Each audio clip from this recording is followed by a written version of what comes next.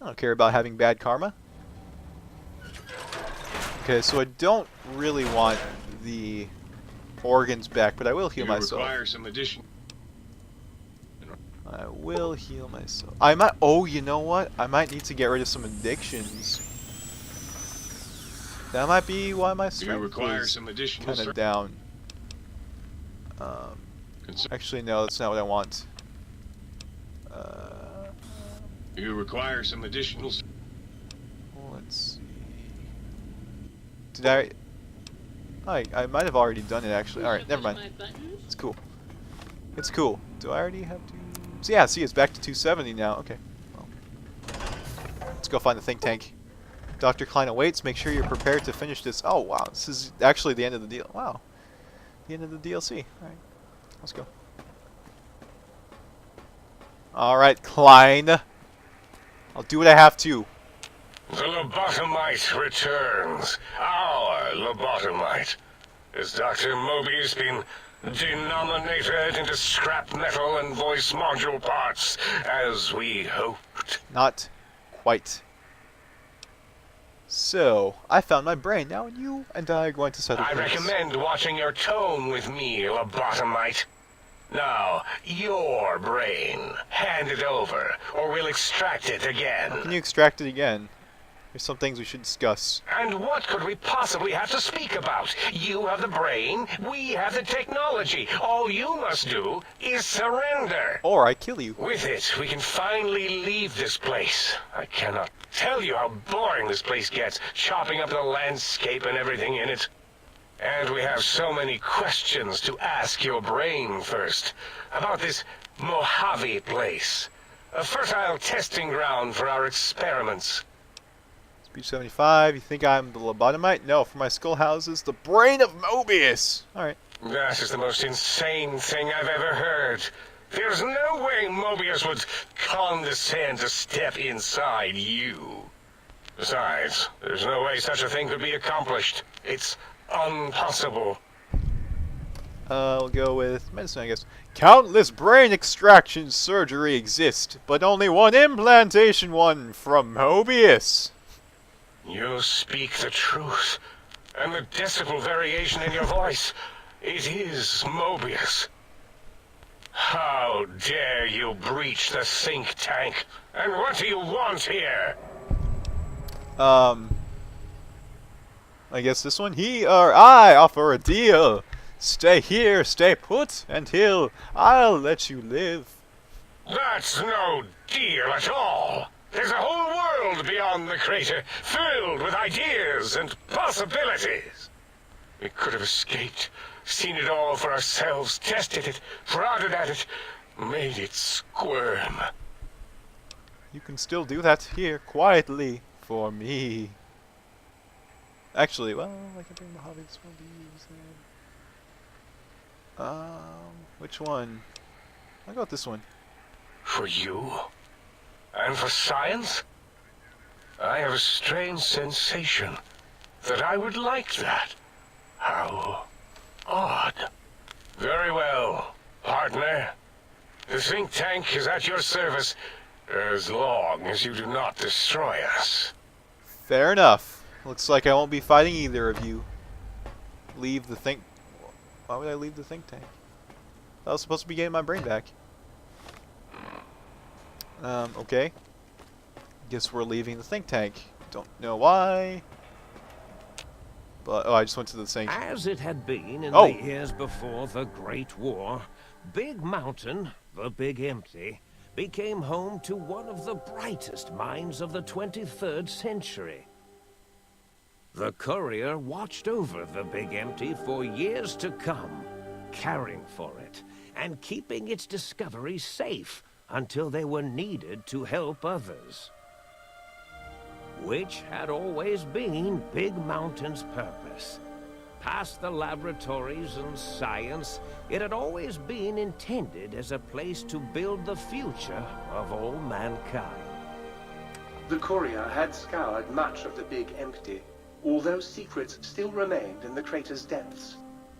Perhaps that was for the best, however. Curiosity, while sometimes rewarded for its efforts, often proves to be equally dangerous. Dr. Mobius continued his research undisturbed in the Forbidden Zone. As much as he had attempted to create better Scorpions, he tried the same with humanity, with considerably less success. These failures didn't bother him overmuch. Once the rush of Mentats wore off, he forgot he had failed in any event. After all, the bright young mind who had come to visit him in the Forbidden Zone had already exceeded his expectations. The sink atop the dome bustled with the voices of a small town, constantly chirping, arguing, and snarling at each other. Still, this all happened productively in the interests of its new owner. The Sync Central Intelligence Unit discovered, despite its inversion code, it was comforted by the sense of community the other personalities gave it. The Biological Research Station, obsessed with seeding everything in sight, requested a transfer to the X-22 Botanical Garden, so that it might, in its own words, sensually fertilize the garden's smooth contours. The garden sent back a polite refusal, saying it had prior commitments with a vault it had helped infect before the war. The book chute continued to devour all seditious materials until it nearly choked on a paperclip. It adamantly maintained it was a Chinese paperclip, and the whole thing had been an elaborately orchestrated assassination attempt. Whatever the reason, it slowed down for a while, carefully appraising each document and clipboard that came to it. The light switches continued to bicker and flicker. This persisted until the day someone dropped a flashlight in the sink, and the two of them united in their hatred of the showboat. The sink continued to ruthlessly scrub any particulate matter that came near it. Eventually, it gained access to the magnetohydraulics plant and nearly flooded all the Big Empty in an attempt to scrub the crater clean. The toaster continued its psychotic spree, reducing all appliances in range to scrap electronics and spare parts. After one of its more psychotic episodes, however, the other Sync personalities decided enough was enough and dumped the toaster in a bathtub. Sparking and hissing, the toaster swore its enemies would rue the day when they had bread and no way to toast it. Muggy did his best to collect coffee cups, although in his quest, he accidentally trapped himself in Higgs Village. It might have been the end for poor Muggy. Except, he found it peaceful there, tidying up the kitchens of the think tank professors back when they had been flesh and bone. Well, except for Dr. O, who was an asshole for having created Muggy in the first place. Muggy left O's house deliberately dirty, punishing the dishes and cups that lived there in blind revenge for serving Dr. O. Blind-eye old Jefferson eventually discovered a new sound. Silence. It only made him more filled with the blues than before. It was rumored by the other personalities that he had a brief fling with the light switches.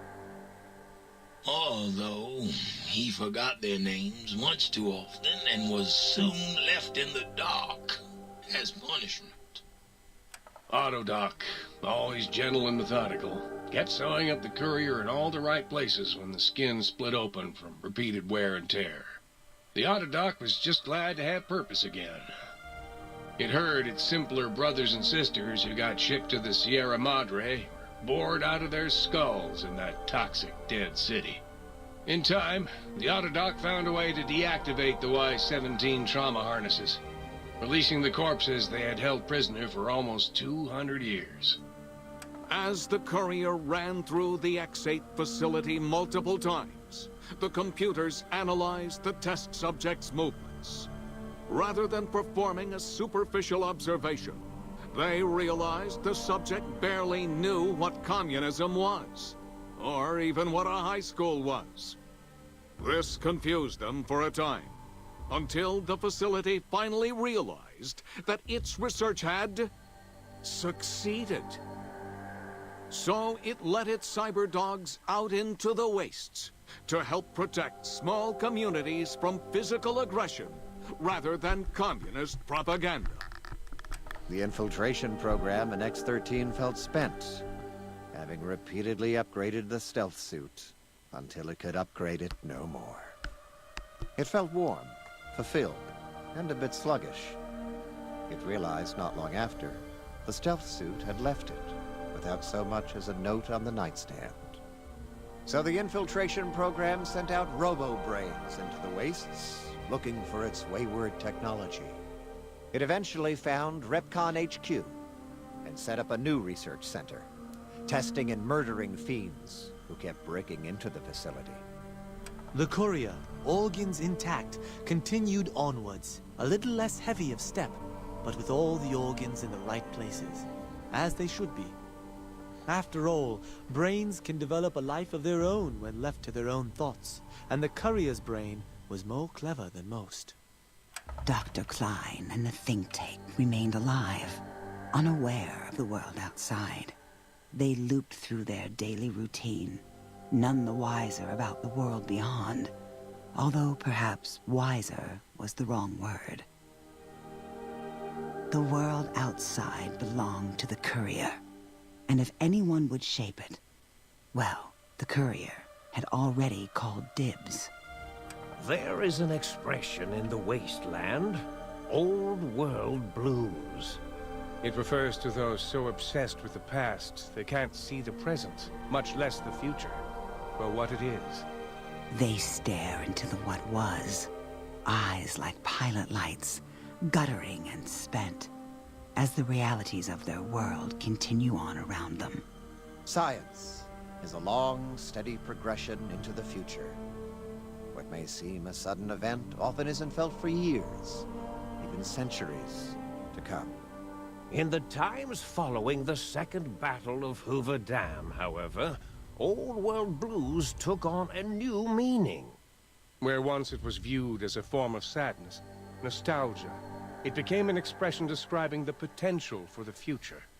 It can be easy to see science as evil, technology unchecked as the source of all ills, all misfortunes. With the courier at the helm, science became a beacon for the future. There was old world blues, and new world hope. And hope ruled the day at Big Mountain. We could say more, but the stories in the Big Empty speak for themselves.